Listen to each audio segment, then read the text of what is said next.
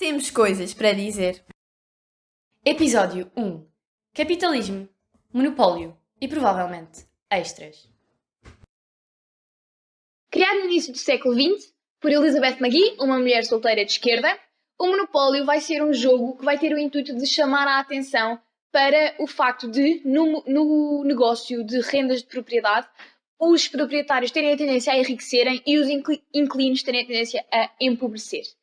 Elizabeth McGee vai ser também uma simpatizante de um economista americano que vai defender que toda a gente devia ter um pedaço de terra com o seu nome. Curiosamente, o jogo acabou por ter o efeito oposto e assim, algo que tinha inicialmente dois sets de regras diferentes, um mais socialista e o outro aquele que existe hoje, pegaram no set de regras em que uma pessoa fica com o dinheiro todo e as outras vão à falência, de forma a tornar o jogo mais interessante, mais apelativo e para vender mais, tendo acabado por se tornar o jogo mais vendido no mundo, com imensas versões diferentes, uma delas, curiosamente, socialista, feita pela Hasbro. Isto vai ser interessante porque, embora o jogo tenha começado como uma maneira de chamar a atenção, o core do monopólio vai ser completamente ignorado quando ele for publicado uns anos depois, sendo que o objetivo vai ser o oposto, em que o objetivo é fazer toda a gente chegar à falência e ser o grande monopolizador do negócio de terra. Outra curiosidade é que na partida toda a gente tem o mesmo dinheiro, as mesmas propriedades, ou seja, pode começar desde o zero. Isto faz com que o jogo seja mais duradouro e seja mais fácil de conseguirmos chegar ao topo. Isto já não vai acontecer diariamente na vida real, onde tu nasces já ao ser rico ou pobre. Isso é um fator muito interessante porque houve muitas críticas do jogo ser interminável e de nunca mais se conseguir acabar. E isso vai ser porque vai se criar num ciclo e os ricos os que têm dinheiro e propriedades e tiveram a sorte, porque neste caso é mesmo sorte de conseguirem um bairro, por exemplo, vão conseguir ganhar muito mais dinheiro. E os outros que têm umas quantas propriedades, mas não têm bairro, não têm maneira de investir o dinheiro, não têm nada, não vão cair na falência tão depressa. Portanto, vai ser uma subida exponencial, mas depois a descida vai ser super devagarinho e quase imperceptível, e isso arrasta o jogo por muito tempo. É giro também de ver é que aquilo que nós vemos como sendo a parte rápida do monopólio, que é aquele início onde todas as casas estão disponíveis para ser compradas, o que é a parte mais gira, pelo menos na minha opinião. Exatamente. Foi, na realidade, milhares de anos, foi toda a evolução. As pessoas ainda tinham oportunidades iguais até à revolução agrícola e ao sedentarismo, em que a ideia de propriedade foi criada. E a partir daí já estamos na parte aborrecida do jogo que se tem vindo a alastrar todo este tempo. Podemos usar isso também para pegar na imagem que nós escolhemos como capa do nosso podcast, onde nós podemos ver uma casa que diz: se fores rico, és ainda mais rico e vais ganhar mais $10.000.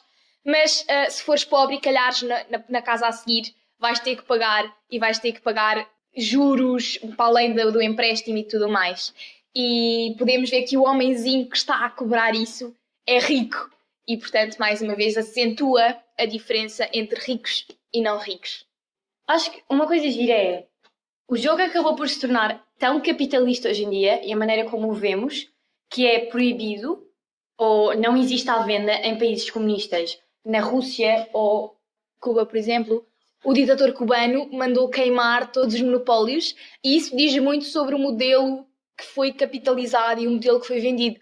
É uma homenagem ao capitalismo. Nós podemos fazer uma série de relações entre o jogo, embora muito mais simplificado, com o modelo que nós temos hoje em dia, que é pagar, é investir, é receber depois o lucro. E depois tens umas componentes de sorte, mas os ciclos são sempre muito difíceis de sair. E nós temos de ver isso no jogo. Um peão que depois das propriedades terem todas sido compradas não tem muitas propriedades, não vai conseguir sair de ter poucas propriedades, não vai conseguir evoluir. De facto, isso que tu mencionaste, Castro, das primeiras coisas que fez foi mesmo destruir os tabuleiros. E parece uma coisa antiga, porque não é de hoje, mas ainda existem coisas dessas hoje. Ainda existe essa repressão de aspectos capitalistas em países da antiga União Soviética, etc. E o monopólio, como aquilo que estavas a dizer dos ciclos viciosos, acaba por ensinar muito às crianças sobre o sistema de mercado. A questão é que, ao jogarem, e principalmente aquelas que têm o hábito de ganhar, vão acabar por gostar do jogo, porque gostam de ficar com o dinheiro, porque toda a gente gosta até certo ponto de ter dinheiro, porque nos deixa ter qualidade de vida e porque é divertido naquele contexto. Quem é que nunca já trocou as notas de 100 por uma nota de 1000 só para dizer que teve uma nota de 1000 e tem muito dinheiro?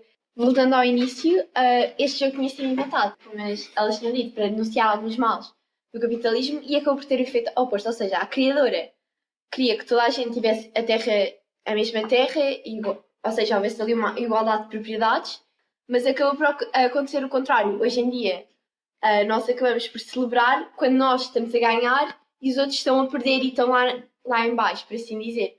Porque nós gostamos é de ganhar e não de perder. Acho que outra coisa que é gira do jogo é, por muito que seja como é hoje em dia e que seja pintado como é hoje em dia, houve uma fase em que o jogo que foi inventado foi jogado. Então tivemos ali alguns intelectuais de esquerda, famílias, grupos de amigos que jogavam o jogo original e por isso houve ainda um interesse por aquela criação de Elizabeth, mas quase desaparece no meio de tudo o resto que aconteceu entre os Parker Brothers e inventarem o bonequinho e inventarem todo o design do jogo. E até todos os jogos, os tabuleiros que foram criados ao longo do tempo. Outra diferença que nós podemos ver e associar à parte da evolução do jogo é, por exemplo, a mentalidade. Como já foi dito, no início isto era uma maneira de equalidade, de toda a gente ter um pedaço de terra, de demonstrar os perigos e as deficiências de um modelo que enriquecia os ricos e empobrecia os pobres. E neste momento é exatamente o oposto. É um modelo que ajuda a essa mentalidade. Tu ficas contente quando ganhas e pões os outros todos na falência porque ganhaste mais dinheiro. E isso, a ganância que o jogo traz, também reflete muitas vezes a essência que nós vemos muitas vezes no mundo moderno. Este jogo supostamente tinha como público-alvo toda a gente, porque tinha um significado que era abrangente para todas as idades. Acaba por hoje em dia ser só para crianças. Nós não estamos a imaginar ver pessoas de 50 anos a jogar o jogo. Não é que não possa acontecer, mas não nos ocorre. Ou seja, em vez de nós ficarmos com este significado, nós pusemos-lo ao lado, então agora é só um jogo normal. Por isso, quem vai gostar de jogar são as crianças, porque as crianças é que gostam de jogar jogos. Então...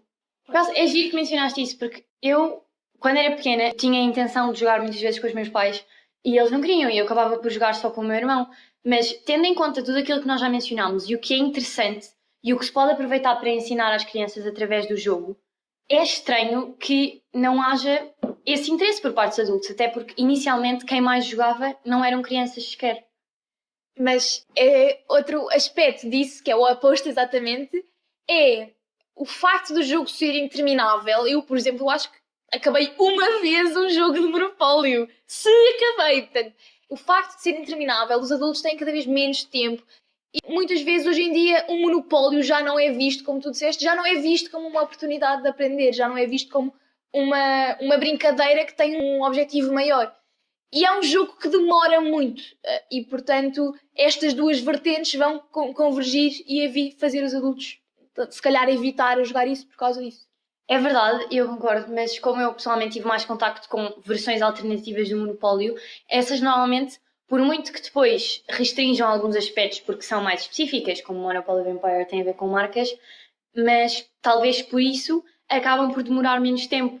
Então vale a pena jogar porque não é esse arrasto de horas. Então, estavas a falar das versões alternativas. Eu acho que quando elas chegaram, aí é que foi o maior ponto alto, onde se ignorou mesmo o significado, porque a partir daí começaram a fazer jogos de, sei lá, jogos de Monopólio de vampiros, não sei, e diversos, que acabam por, em vez de estarmos a jogar ao Monopólio, estamos a jogar aos vampiros. É mais ou menos isso. Opa, eu gostei mesmo que tivesse mencionado isso, porque eu estava mesmo a pensar nisso. E é verdade, tens monopólio do Game of Thrones, ou do Harry Potter, ou uma cena assim, que não tem nada a ver. E perde-se a essência. E outra coisa aí, para além de se perder a essência, o monopólio, o jogo original, com as versões, para além de o objetivo do jogo ajudar à mentalidade capitalista e à mentalidade de eu quero ser um monopolizador, também ajudou a Hasbro, por exemplo, a ganhar imenso, porque eles usaram aquilo como uma maneira de fazer vária publicidade. eu em casa tenho 3 monopólios diferentes e o jogo é sempre o mesmo. Mas eu tenho um normal, um em miniatura e um eletrónico com cartões de crédito. Quantas vezes nós comprámos o mesmo jogo?